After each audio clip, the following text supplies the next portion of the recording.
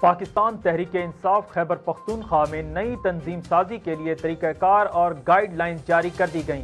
تحریک انصاف خیبر پختونخوا کے جاری اعلامیہ کے مطابق ضلعی تنظیموں میں 9 مئی واقعات کے بعد اور گزشتہ عام انتخابات کے دوران فعال کارکنان کو پارٹی تنظیموں میں شامل کرنے کے لیے ترجیح دی جائے گی۔ 9 مئی کے واقعات کے بعد غیر فعال رہنے والے کارکنان اور سرکاری عہدہ رکھنے والوں کو بھی پارٹی تنظیموں میں شامل نہ کرنے کی ہدایت جاری کر دی گئی۔ پارٹی کے اعلامیہ کے مطابق تحریک انصاف کی تنظیمیں بنانے کے لیے پینل تشکیل دیے جائیں گے۔ پارٹی کے ریجنل صدر اور جنرل سیکرٹری ضلعی سطح پر پینل تیار کریں گے۔